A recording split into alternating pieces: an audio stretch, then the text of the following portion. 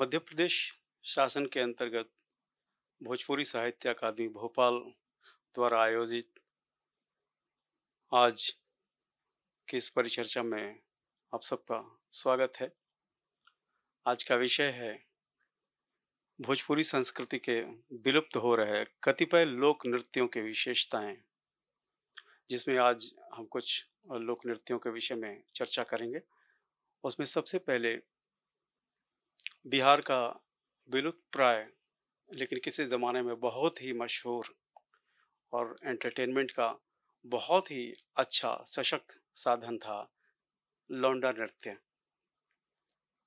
जैसा कि शब्द से आप समझ सकते हैं कि लौंडा जो है कम उम्र के अल्पवयस्क लड़कों को भी किसी किसी क्षेत्र में कहा जाता है, लौंडा कह के बुलाया जाता है। तो ऐसे पुरुष नर्तक जो अल्पवयस्क हों और जिनकी उम्र आप समझ लीजिए कि 14-15 साल का का उम्र रहा होगा, वय रहा होगा उनका। तो ऐसे जो नर्तक हुआ करते थे उनको लौंडा नर्तक कहा जाता था। लेकिन इसके लिए उनको विशेष रूप से प्रशिक्षित किया जाता था नाच मंडली में। अब सवाल है कि लौंडा नृत्य की शुरुआत कैसे हुई? थोड़ा-सा आपको वैदिक विचारों की ओर ले जाना चाहता हूँ कि आप जानते हैं कि भगवान शिव से बड़ा नर्तक कोई और नहीं, और भगवान शिव का एक रूप अर्धनारीश्वरन का भी है। तो आदि शक्ति, पुरुष की आदि शक्ति नारी की, इसलिए अर्धनारीश्वरन उनको कहा जाता है। वो नर्तक दूसरा एक और उदाहरण दिया जाता है कि योगीराज योगेश्वर भगवान कृष्ण से बड़ा कोई नर्तक नहीं। और कृष्ण भगवान के बारे में भी बहुत सारे गीतों में वर्णन आता रहता है कि वो नारी का वेश पकड़ के मणिहारिन जो चूड़ी बेचने वाले होते थे उसका रूप पकड़ के वो जाते थे, गोपियों के बीच में रहते थे। बाद में भले उनको पहचान लिया जाता था कि ये कोई नारी नहीं कृष्ण है, लेकिन वो नारी का वेश बना करके और जितने वस्त्राभूषण हैं नारी के वो सब पहन करके और गोपियों के बीच चूड़ी बेचने के बहाने वो जाते थे, और बहुत सारे गीतों में इसका वर्णन मिलता है। शायद ये लौंडा नृत्य को सहर्ष स्वीकार करने के पीछे एक ये मान्यता जरूर रही होगी। दूसरी एक बात ये है कि गांव में शादी ब्याह के अवसर पर या अन्य मांगलिक अवसर के पर जो अपने मनोरंजन के साधन के लिए या एंटरटेनमेंट के लिए बुलाया जाता था नर्तकियों को, गायिकाओं को, ये बनारस से, गया से, मुजफ्फरपुर से, बिहार में उनको आमंत्रित किया जाता था और वो शादी ब्याह के अवसर पर अपना नृत्य प्रदर्शन, गायन प्रदर्शन किया करती थी। लेकिन ये आम साधारण के लिए ये आयोजन संभव नहीं था अपने अपने घरों में शादी ब्याह के अवसर पर। सबसे बड़ी बात है कि इसको धनी लोग ही ये आयोजित कर सकते थे, उनको बुला सकते थे, क्योंकि पारिश्रमिक और मानदेय नर्तकियों और गायिकाओं का इतना ज़्यादा होता था कि आम जन को अफ़ोर्ड कर पाना, आम जन के लिए उनका मानदेय चुका पाना बहुत मुश्किल कार्य था। तो इसका एक दूसरे तरह का उपाय अपनाया गया उसमें कि गांव के लोगों ने ही एक नाच मंडली की शुरुआत की, मध्यम और निम्न वर्ग के लोगों के लिए जो धन से गरीब थे, जमींदारों के अलावा। तो इन लोगों ने उसको आयोजित करना शुरू किया। अब प्रश्न ये था कि महिलाओं की भूमिका कौन करे? तो महिलाएं तो जहाँ ड्योढ़ी से घर से बाहर कदम रखने की इजाज़त नहीं थी, तो फिर बाहर निकल के नाच गाना करना तो और भी बहुत ही दूभर था। तो उपाय ये निकाला गया कि गांव के कम उम्र के अल्पवयस्क लड़कों को ही नारी का वेश बना के उनका मेकअप गेटअप करके और उनको मंच पे उतारा जाए और उसके पहले उनको प्रशिक्षित किया जाए। तो इस प्रकार लौंडा नृत्य शैली का उदय हुआ। लेकिन ये ठीक-ठीक बता पाना अ, संभव नहीं है कि इसकी सबसे पहली शुरुआत और पहल शुरुआत किसने की। अब ये इनमें बहुत सारे नाच मंडलियाँ बनी, जिसमें लौंडा नृत्य के रूप में शाहाबाद क्षेत्र के चाई ओझा बड़े मशहूर थे 60 के दशक में, मतलब 1960 के आसपास में, 50 के आसपास में। तो उनका वो उस समय में बहुत बड़ा ग्लैमर जीते थे। हर एंट्री पर बुजुर्ग बताते हैं कि उनके मंच मंच पर हर एंट्री पर वो अपना ड्रेस बदल देते थे और सूर, तुलसी, कबीर, मीरा, कुछ फ़िल्मी गीत भी, उन सब पर वो नृत्य करते थे। और चूँकि बनारस से वो सीख के आए थे कथक वगैरह, तो उसका भी समावेश वो करते हुए और रात भर वो लोगों को एंटरटेन करते थे अपनी नाच मंडली के साथ। उसके अलावा बिहार में अभी वर्तमान भोजपुर ज़िले के चरपोखरी के नागदेव तिवारी हुआ करते थे। वो भी अपनी नाच मंडली में वो वास्तव में लौंडा नृत्य ही करते थे और सुना है कि उन्होंने भी बनारस से ही सारी परंपराएँ कथक वगैरह सीख कर के वो आए थे। तो उनकी नाच मंडली भी बहुत पॉपुलर थी और धीरे जैसे-जैसे पॉपुलैरिटी बढ़ती जाती है तो कलाकार का पारिश्रमिक भी बढ़ता जाता है। उस हिसाब से भी नागदेव तिवारी बहुत ज़्यादा पॉपुलर थे और उनकी नाच मंडली भी बहुत विशाल थी, बहुत बड़ी थी, बहुत लोग उसके अंदर में थे। और मंचों पर नृत्य के अलावा नाटक में हरिश्चंद्र नाटक में शैब्या का रोल करना, लैला मजनू नाटक में वो लैला का रोल करना और अपने कार्यक्रमों से, अपने प्रदर्शन से वो मंच लूट लिया करते थे, जिसको कहते हैं वाहवाही चारों तरफ से हुआ करती थी। तो अलग से और एंटरटेनमेंट का कोई साधन नहीं था, इसलिए इन मांगलिक अवसरों पर लौंडा नृत्य का बहुत ही ज़्यादा महत्व था। इसके अलावा और भी हीरा राम जी का दल, राम बालक जी का नृत्य, गंगा उस पार, सारण क्षेत्र में, और ये बहुत सारी नाटक मंडलियाँ बनी जिन्होंने लौंडा नृत्य शैली को बहुत सशक्त रूप से पेश किया। असल में इस आयोजन पर नर्तकियों के अलावा लौंडा नृत्य शैली पर कम खर्च होता था। इसलिए जो नर्तकियाँ और गायिकाएँ आती थी, उनके बिज़नेस को, उनके व्यवसाय को भी लौंडा नृत्य शैली ने बहुत हद तक प्रभावित किया और धीरे-धीरे सबका मनपसंद ये कार्यक्रम होने लगा लौंडा नृत्य शैली वाला, और जो नर्तकियों और गायिकाओं का आना बंद हुआ और लौंडा नृत्य शैली बहुत ही सशक्त हुआ। और ये लौंडा नृत्य शैली में अक्सर बहुधा पूर्वी गायन, झूमर गायन, ये लोग भी ठुमरी-वुमरी गाने का प्रयास करते थे। और जैसे कि मैंने बताया कि नाटकों में हरिश्चंद्र नाटक, लैला मजनू इत्यादि, श्री फरहाद, बहुत सारे नाटक ये लोग खेलते थे। उसमें अपना गीत भी बनाते थे, उनका एक गीतकार भी हुआ करता था, तो वो गीत उसमें शामिल किया करते थे। और कई लोक कथाओं पर हुआ करता था। वो लोक कथा के जो गीत होते थे, वो चलते रहते थे और उसके ऊपर वो अपना सशक्त अभिनय करते रहते थे। नाच में लौंडा नर्तकों द्वारा बिहार का सुविख्यात लोक गायन पूर्वी का बखूबी गायन और उस पर भाव नर्तन किया जाता था। पूर्वी गायन में जो होता है वो विलंबित लय से शुरू होकर के दुगुन होते हुए द्रुत तक जाता है, अति द्रुत तक जाता है और अति द्रुत से होते हुए फिर द्रुत और मध्य लय और विलंबित तक आता है। ये एक खास चलन है पूर्वी गायन की।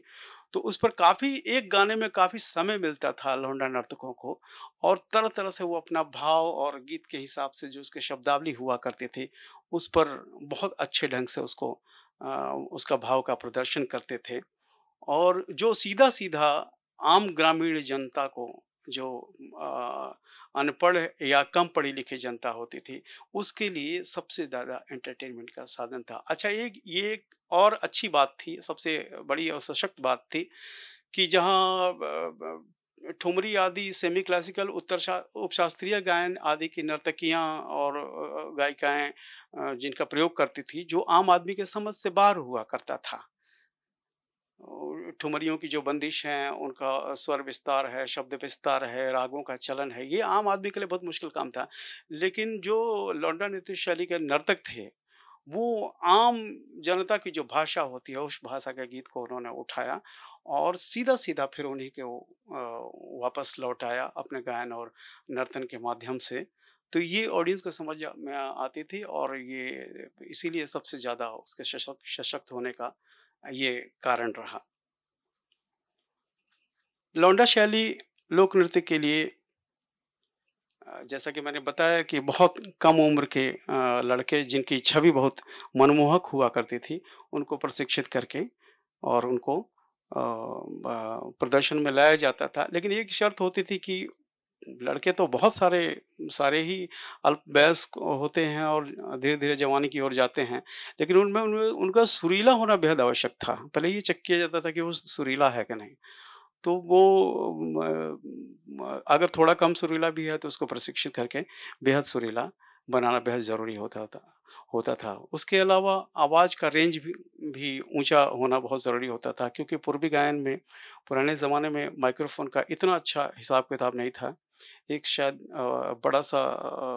बड़े साइज़ का माइक्रोफ़ोन हुआ करता था, जिसको नारियल के रस्सी के सहारे शामियाने में लटका दिया जाता था। उसी एक माइक से वो नगाड़े की भी ध्वनि आ रही है, ढोलक की भी ध्वनि आ रही है, हारमोनिक की भी ध्वनि आ रही है और लौंडा नर्तक को गाना भी पड़ता था।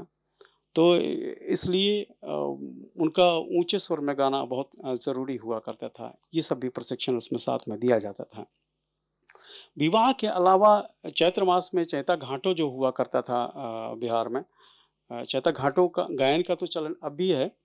अब उसमें भाव बताने के लिए चूँकि जितना चैती गायन का, चैता घाटों गायन का की जो शब्दावली होती है, जितनी श्रृंगारिक होती है, उतना ही उसमें विरह के भी शब्द रहते हैं, विरह का भाव भी रहता है।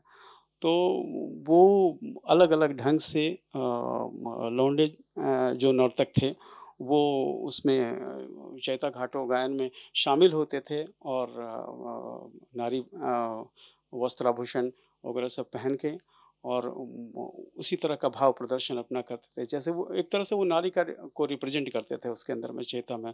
विरहिणी की जो भाव है, वो उसमें प्रयोग करते थे और उसमें वो सारा भाव और सारी कलात्मकता वो इस्तेमाल करते थे। चाहे वो कमर की लचक हो या कभी-कभी आँख आँख भी मारना, कुछ अश्लील इशारे भी करना उसके अंदर शामिल हुआ करता था। तो ये पूरा चैत्र मास लगभग बैसाख में भी चैता घाटों का जो जम के गायन हुआ करता था, तो उसमें अच्छा एंटरटेन करते थे। लोगों के मनोरंजन का बहुत बड़ा साधन हुआ करता था। इनके नर्तक में आंगिक और वाचिक अभिनय भी स्पष्ट रूप से वर्तमान रहता था। आंगिक अभिनय में गर्दन हिलाना, आँखें मारना, भौहें ऊपर-नीचे करना, हाथ को ऊपर उठाकर वृत्ताकार रूप में घुमाना तथा कमर पर एक हाथ रखकर उस पर तेज झटकों में ढोलक और झाल जैसे लोक वाद्य यंत्रों के घात-प्रतिघात के अनुरूप बल भरना शामिल है। द्रुत गति में विभिन्न तिहाइयों के साथ 1 फीट या 2 फीट ऊंचाई पर उछलकर सम पर आना लौंडा नृत्य शैली की एक खास पहचान रही है।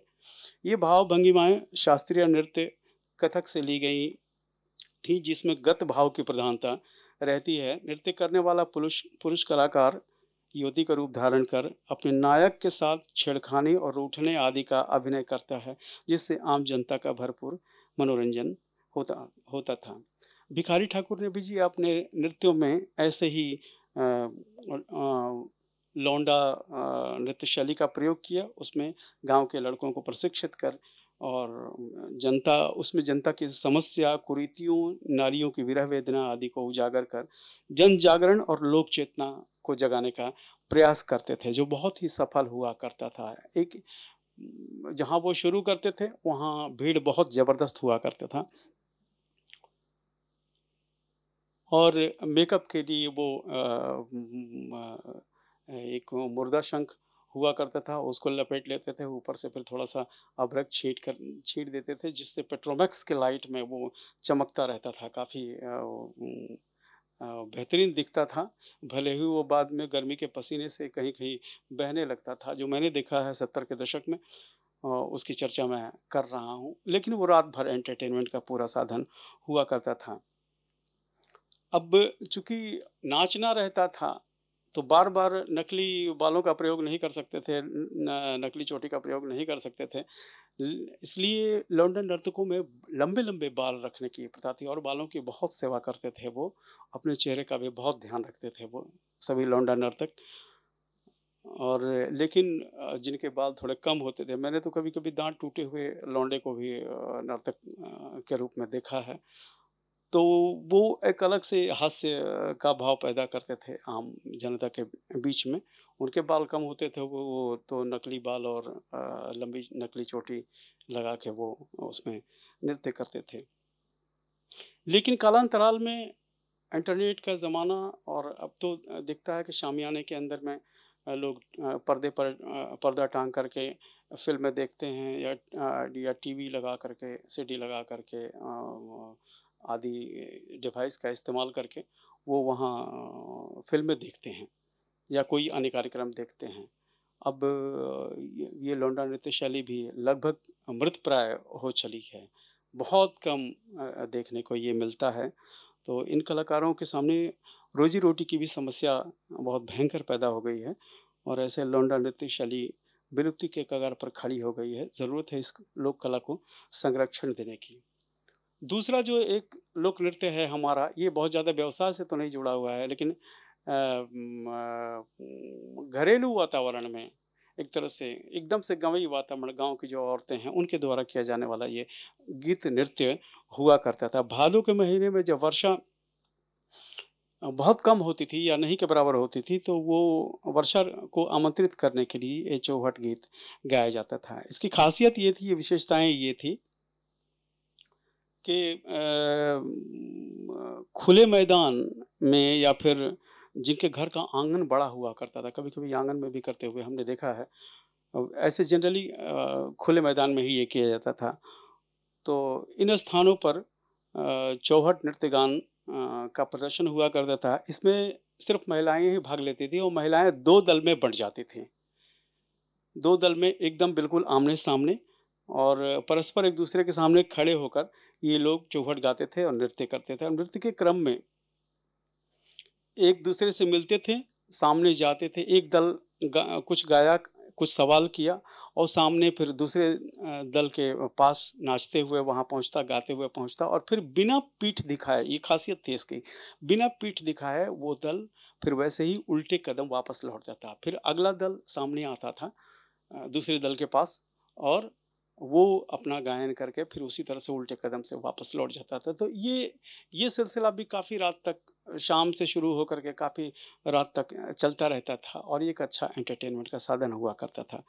अब इसमें एक छोटी-सी कथा प्रचलित है जिसका गायन हुआ करता था चौहट का, कि एक राजा के राज्य में गंगा राम नाम का एक व्यक्ति हुआ करता था, जिसकी एक बहुत ही सुंदर बहन थी चंपिया। किसी दिन वो अपने खिड़की पर खड़ी होकर के, और वो अपने बाल संवार रही थी। उस नगर का राजा या ज़मींदार गुज़र रहा था, और उसने देखा उसको, तो उस पर मोहित हो गया। उसने विवाह का प्रस्ताव रखा उसके भाई के पास, भाई ने इनकार कर दिया। भाई को राजा ने गिरफ्तार कर लिया।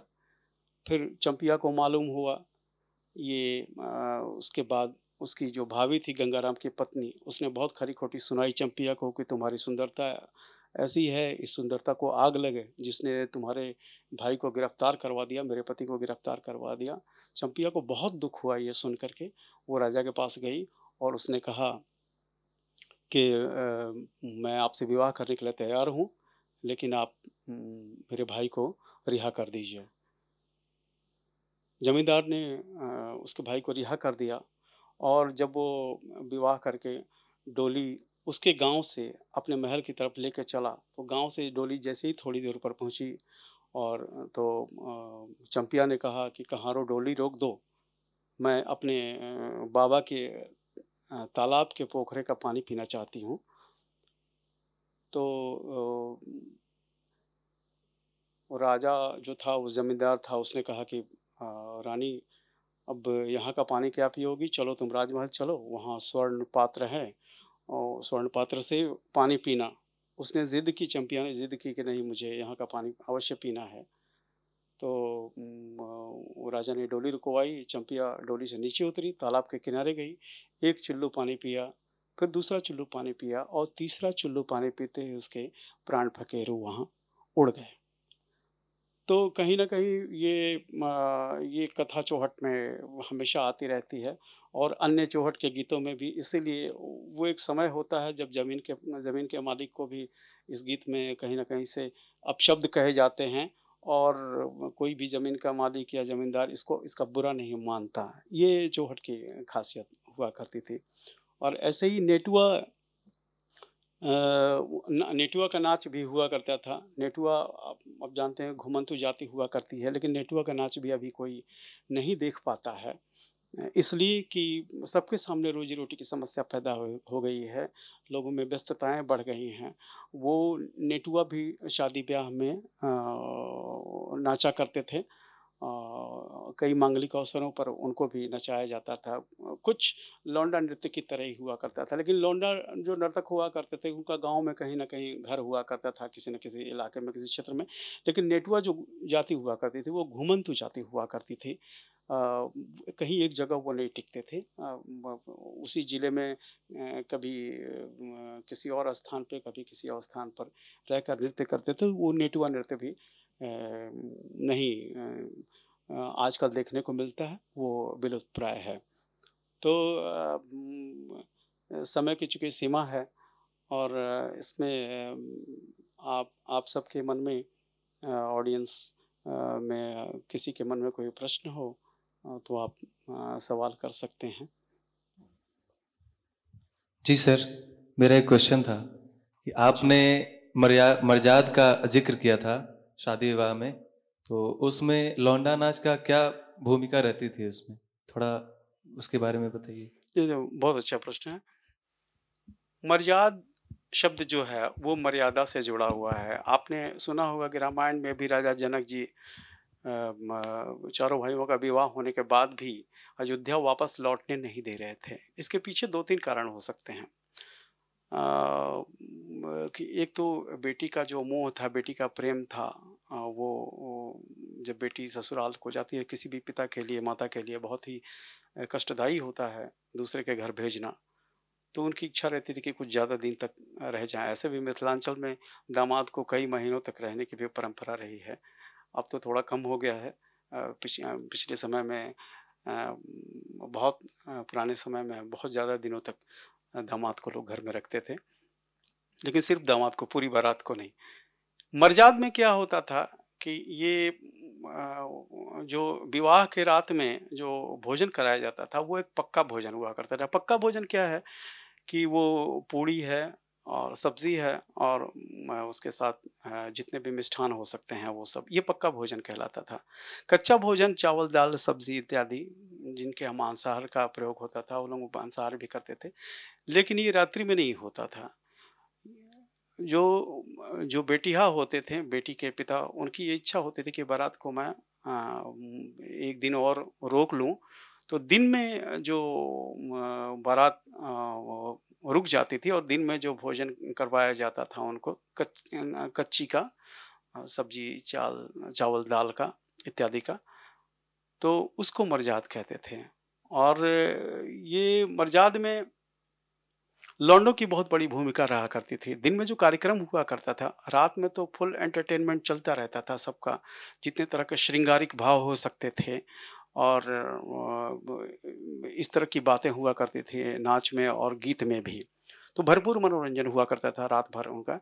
दिन में दूल्हे को लौंडा नर्तकों द्वारा ही गा करके निर्गुण गाने की परंपरा थी। उनको सिखाया जाता था कि जो जीवन आप शुरुआत करने जा रहे हैं उनके लिए हमारा आशीर्वाद है, लेकिन वास्तव में जीवन में क्या होना चाहिए, आपके क्या कर्तव्य हैं, उनका आप पालन करें जीवन भर और आपका जीवन सुखी रूप से बीते। तो ये मर्जाद का ये थे। एक तरह का शक्ति प्रदर्शन ही ये था ये कि हमारे पास धन संपत्ति ज़्यादा है, हम चाहें तो बारात को 2-3 दिन तक रोक सकते हैं अपने यहाँ। एक तरह से शक्ति प्रदर्शन ही हुआ करता था। और किसी के मन में कोई प्रश्न हो तो आप पूछ सकते हैं।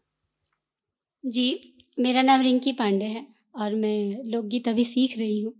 आपने बहुत ही चौहट के बारे में दुर्लभ और विलुप्त होती बातें जो बताई, उसके लिए मैं आपको बहुत बहुत धन्यवाद देती हूँ।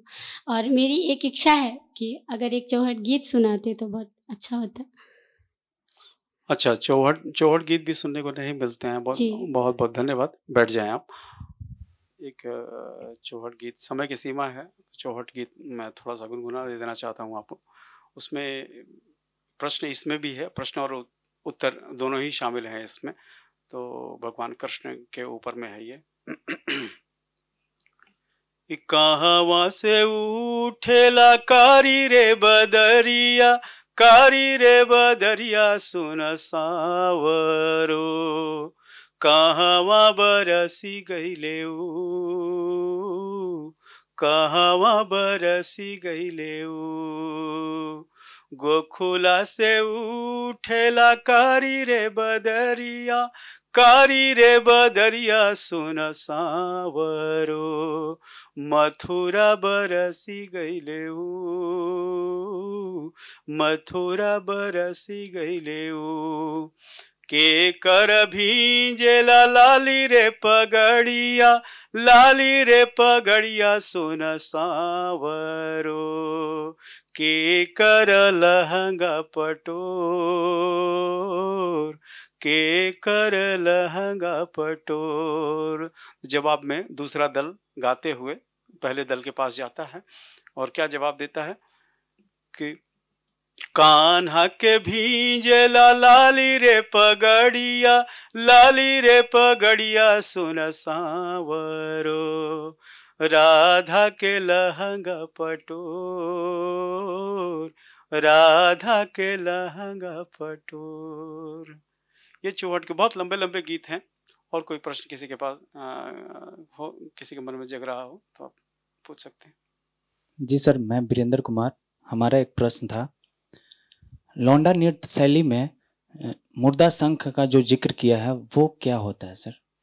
मुर्दा शंख पुराने से बहुत प्राचीन समय में मेकअप के लिए यूज किया जाता था।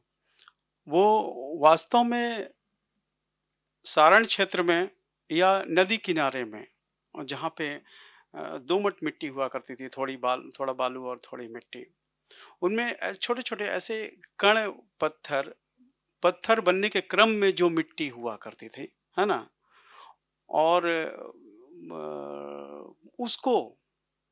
उसको लेके सफ़ेद जो पत्थर के कण हुआ करते थे उनको, और बहुत छोटे छोटे उसमें शंख भी निकला करते थे वो बलुआही मिट्टी में, बहुत छोटे छोटे, और घोंघा का भी जो ऊपरी आवरण हुआ करता था वो भी। इन सब चीज़ों को बहुत बारीक पीस के और एकदम से उसका पाउडर बना करके, जो कहीं से भी गड़े नहीं चेहरे पर, वो उस पाउडर को चेहरे पर लगाने का लोग इस्तेमाल करते थे, जो मुर्दा शंख कहलाता था। एक्चुअली रियल वर्ड है वो मृदा शंख। मृदा मतलब मिट्टी होती है, उसमें जो शंख और ये सफ़ेद पत्थर के कण और जो घोंघे का ऊपरी आवरण होता था, तो उनको पीसा जाता था, पीस करके उसका पाउडर बनाया जाता था। बाद में थोड़ा सा अदरक छीट दिया जाता था चेहरे के ऊपर में, जिससे चेहरा पेट्रोमैक्स की रोशनी में चमकता रहता था। और कोई प्रश्न? जी सर, मेरा नाम वंदना कुमारी है, और सबसे पहले तो आपका बहुत बहुत धन्यवाद जो आपने हमें भारतीय संस्कृति एवं बिहार के लोक नृत्यों के बारे में इतनी महत्वपूर्ण जानकारियाँ दी। और इन्हीं सब में से आपने एक नेटुआ गीत और नृत्य शैली के बारे में बताया, जो कि हमें आजकल सोशल मीडिया के प्लेटफॉर्म पर देखने सुनने को नहीं मिलता, और ना ही हमें प्रत्यक्ष रूप से कहीं भी देखने और सुनने को मिलता है। तो आपसे ये आग्रह है कि आप हम सभी को एक नेटुआ गीत सुना सके तो बहुत बहुत आपके आभारी रहेंगे, और हम सभी आपसे लाभान्वित होंगे। धन्यवाद। बिल्कुल सही बात है। अब जब नेटवर्क का प्रदर्शन ही नहीं होता, नाच का प्रदर्शन नहीं होता, तो जाहिर है कि गीत भी सुनने को नहीं मिलेंगे। एक नेटवर्क गीत मैं आपको सुना देता हूँ, बता देता हूँ।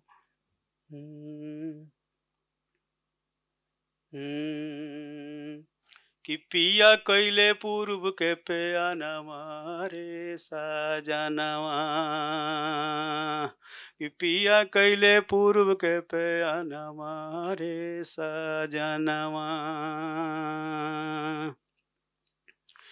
गवन कर के प्रभु जी कैले कहवा रे साजनवा, पिया कैले पूर्व के पेयानवा रे साजनवा, कि घरी घरी छने छने तरसता मनवा रे साजनवा, कि घरी घरी छने छने तरसता मनवा रे साजनवा, ना जानी जे कवन करनवा रे साजनवा, ना जानी जे कवन करनवा रे साजनवा। ये था नेटवर्क गीत। और इसी के साथ ही चूँकि समय की सीमा है तो आज की ये परिचर्चा हम समाप्त करते हैं। मैं बहुत बहुत आभारी हूँ भोजपुरी साहित्य अकादमी भोपाल का, जिन्होंने मुझे ये अवसर प्रदान किया। जो कुछ भी थोड़ी सी मुझे जानकारी थी लोक नृत्यों के विषय में वो मैंने रखने का प्रयास किया। और आप सभी सुधी दर्शकों का मैं बहुत बहुत धन्यवाद करता हूं जिन्होंने अपने बहुमूल्य समय इसमें दिया। आप सबका बहुत बहुत धन्यवाद। जी नमस्कार, मैं कुमार उदय सिंह। बिहार के लौंडा नृत्य, बिहार के लौंडा नाच बहुत साल पहले से होते आ रहा है और ये बिहार में प्रचलित है, खास करके भोजपुर जिला में। तो आपको ले चलते हैं लौंडा नृत्य की तरफ, जो कि मैं आज से नहीं 25-30 साल से कर रहा हूँ और ये धीरे धीरे लुप्त होते जा रहा है। मैं चाहता हूँ कि इस नृत्य को देश विदेश में पहचान मिले, क्योंकि बिहार का ये पहला नृत्य है जो कि पूरे बिहार में किया जाता था। लेकिन आजकल मॉडर्न ज़माना में ये नृत्य भूलते जा रहे हैं लोग। तो मैं चाहूँगा कि इस लौंडा नृत्य को पूरे बिहार में ही नहीं बल्कि देश विदेश में जाना जाए। तो मैं आपको ले चलता हूँ अपने लौंडा नृत्य की तरफ और देखें बिहार का लौंडा नृत्य कैसे होता है। नमस्कार।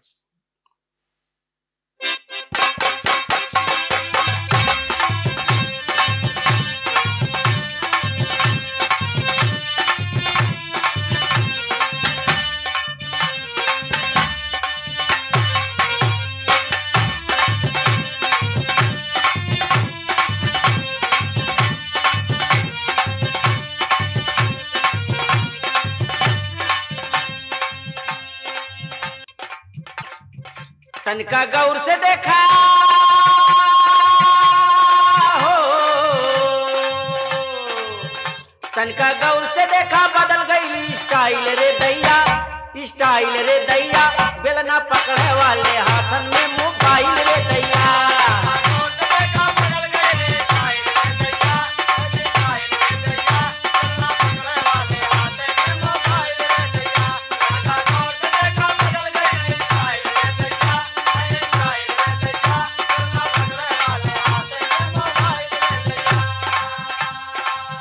तनका गौर से देखा बदल गई स्टाइल रे दैया, स्टाइल रे दैया, बेलना पकड़े वाले हाथन में मोबाइल रे दैया।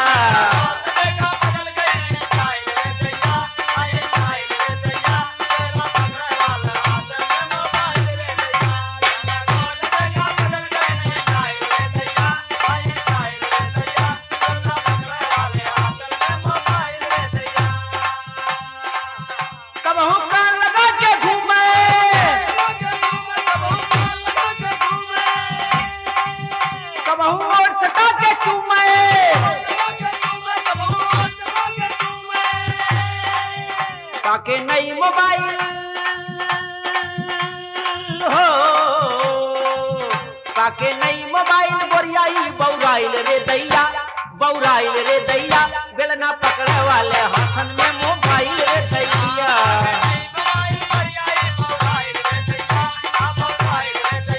बेलना पकड़े वाले हाथन में मोबाइल रे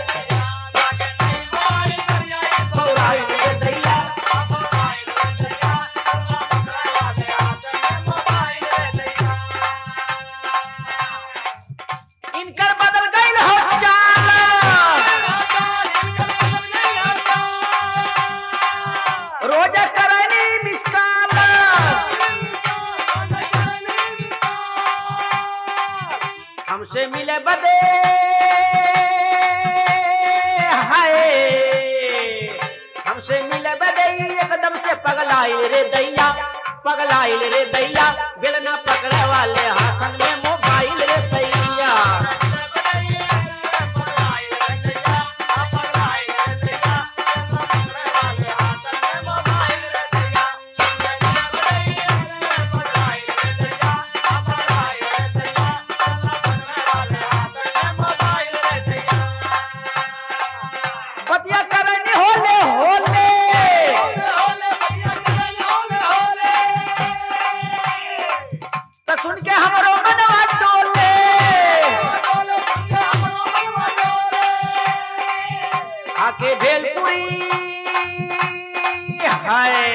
खाके भेलपुरी चौपाटी में गदराइल रे दैया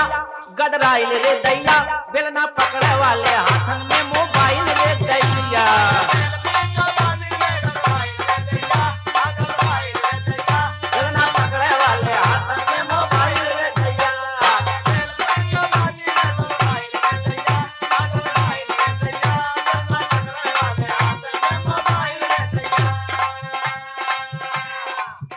पहले प्यार का पाठ पढ़ावली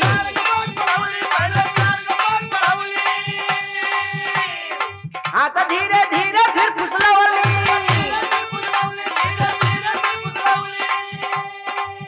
रतिया हमें बोला के आई हो दादा रतिया हमें बोला के घर वही में पकड़ाइल रे दैया बेलना पकड़े वाले हाथन में मोबाइल रे दैया सुना सुना जमशेद भैया कितना एडवांस हो गए यार लोग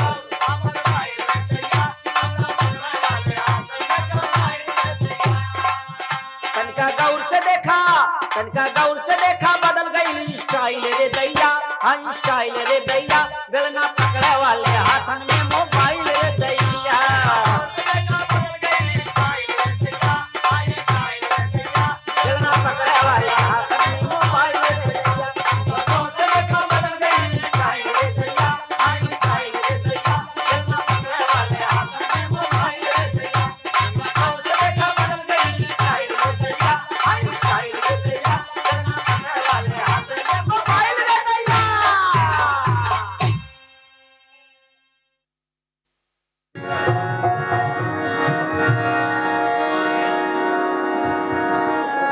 किया मामा मोचारी गई रे अरे बोले कोई लारिया कि बहे लागे पूर्वी बया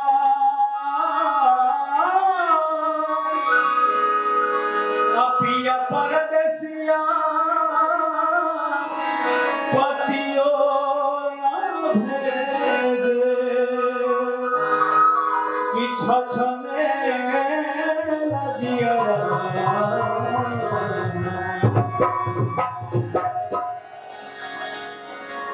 तो लिखतानी पापी दुख में अरे फाटो तारे छाती मनवा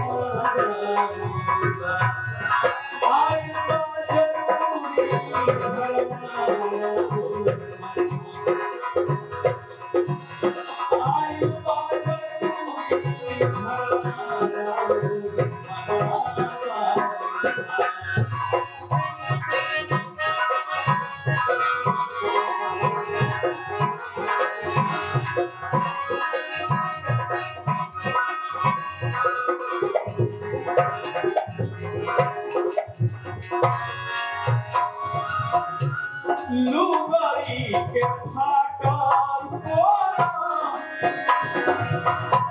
मनाई चुएरा डोरा लुगाई के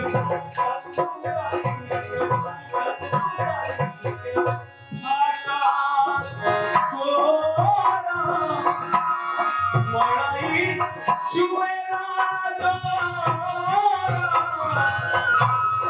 घरों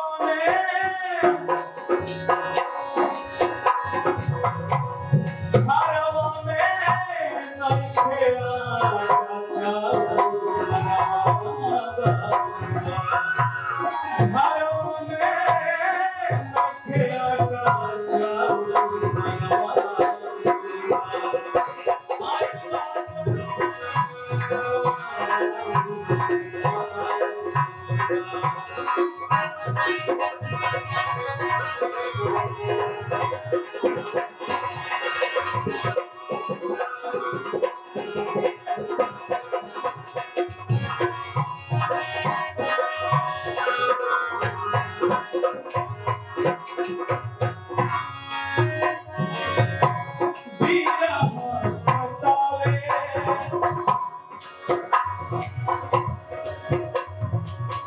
थोड़ा बायां काम करो, बायां थोड़ा कम करो।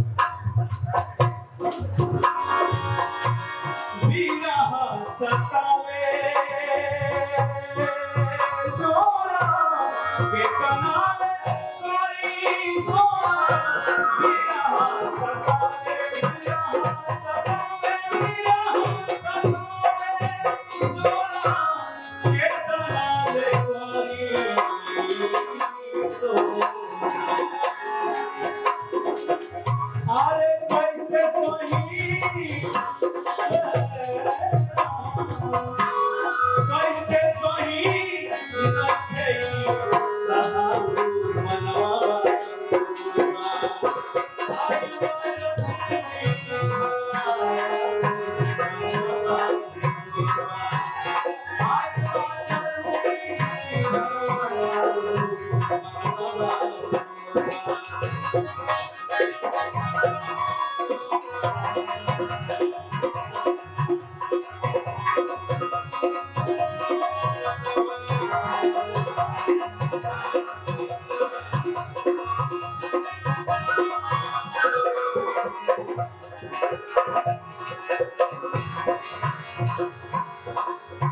मनोरी दूर करने के लिए थोड़ी मुस्कुराहट है।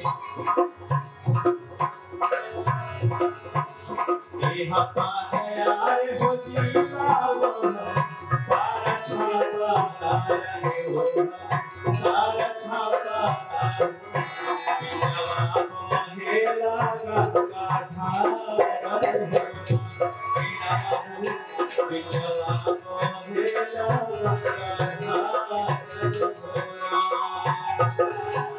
ओही बालू रे पिया पर पोसे ले जोगी मिया रे पोसे ले जोगी मिया जगवा से सुकावा बनाए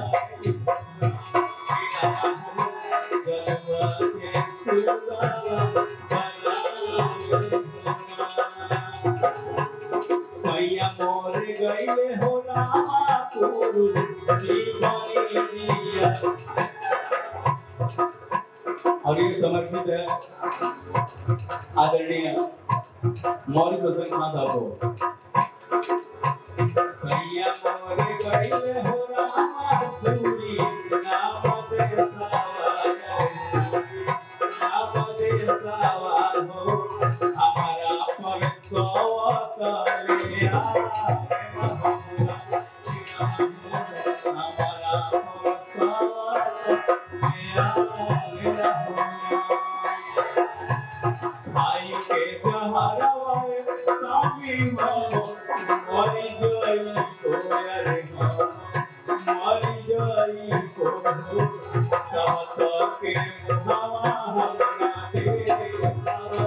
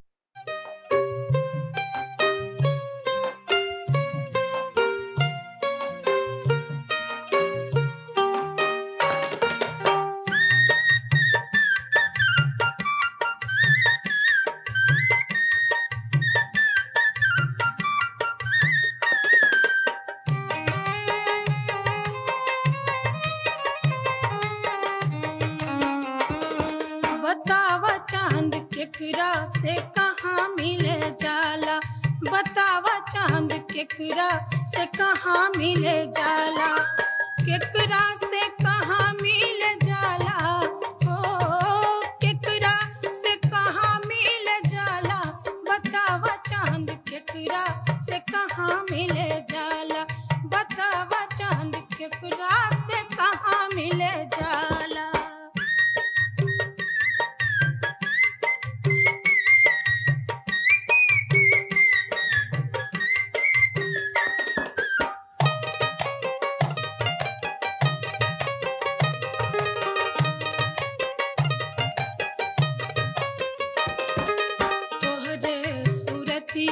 से भइले जोरिया, तोहरे सूरतिया से भइले जोरिया, लहर लहर के बहे पूरवैया, लहर लहर के बहे पूरवैया, गरज गरज के चमके बिजुरिया, गरज गरज के चमके बिजुरिया, तब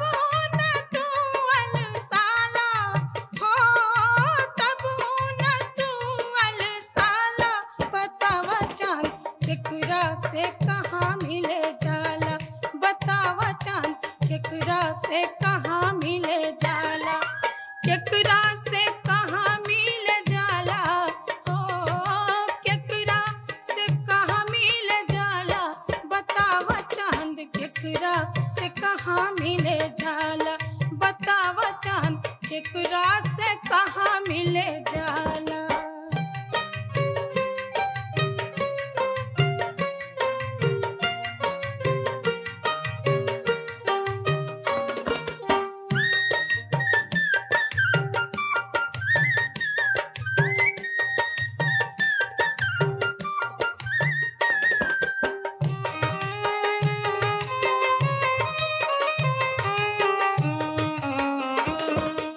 एगो तनी चांद सुना बतिया, एगो तनी चांद सुना बतिया, हमरो के अपन बनाला संगतिया, हमरो के अपन बनाला संगतिया, के जे सुघरवा तोहरा से अधिका, के जे सुघरवा तोहरा से अधिका, जेकरा खातिर अकुलाला, ओ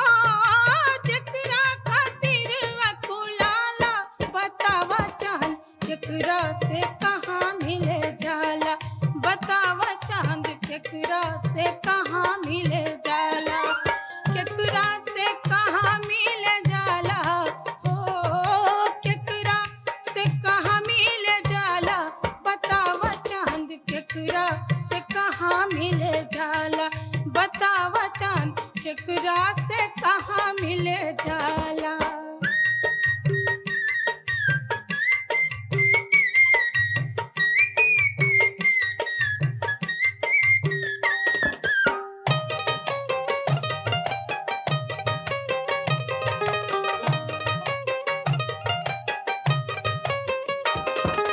तोहरा खातिर हम भैनी दीवाना, तोहरा खातिर हम भैनी दीवाना, हमरा से पूछेला बैरी जमाना, हमरा से पूछेला बैरी जमाना, चंदा चंदनिया के छोड़ बहाना, चंदा चंदनिया के छोड़ बहाना, अब तपास बुलाला, ओ अब तपास बुलाला, बतावा चांद केकरा से कहाँ मिले जाला, बतावा चांद केकरा से कहाँ मिले जाला, केकरा से कहाँ मिले जाला, ओ केकरा से कहाँ मिले जाला, बतावा चांद केकरा से कहाँ मिले जाला,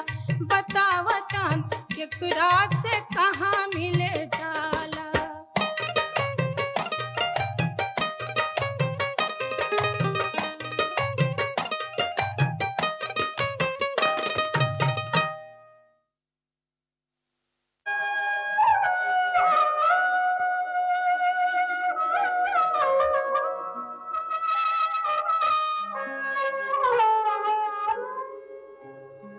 खाई के मगहिया पान, ए राजा हमरी जान ले बका,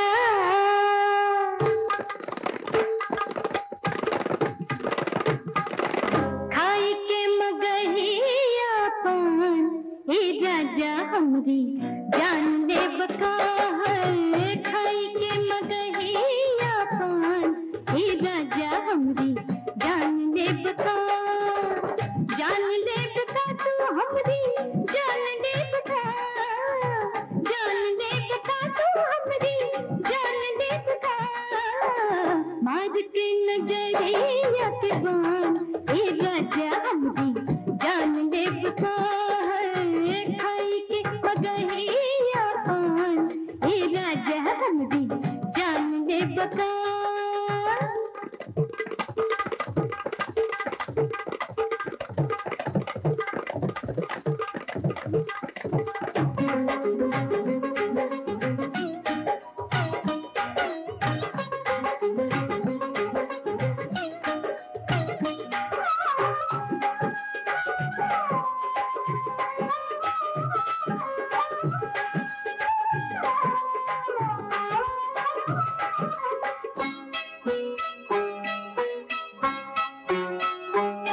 हमरी जबनिया पे जग झुक जाए,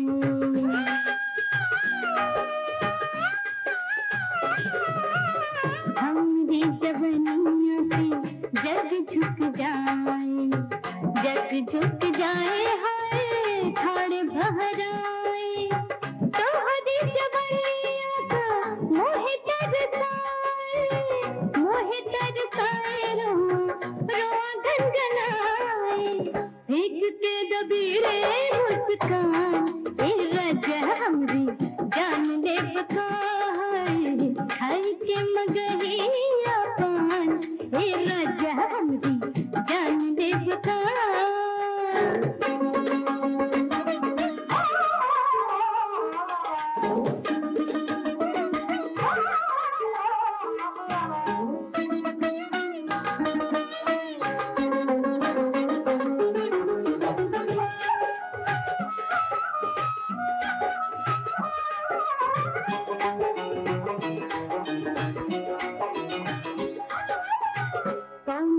संजोग वासी नैनवा मिला,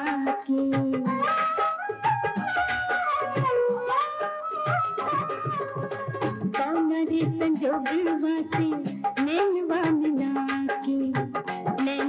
मिला के रखला मनवा खिला के दिल में पनाह दिला अपना बना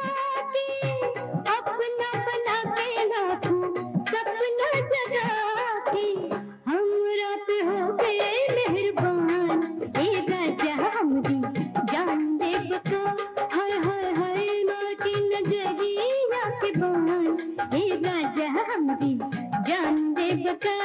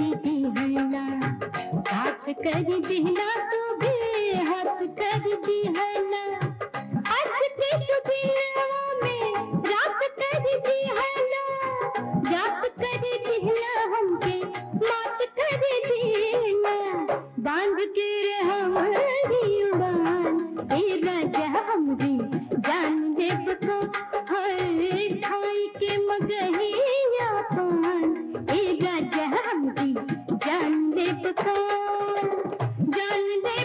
तू हमरी जान दे बको तू हमरी जान दे बको मार के नजरिया के बान ए राजा हमरी जान दे बको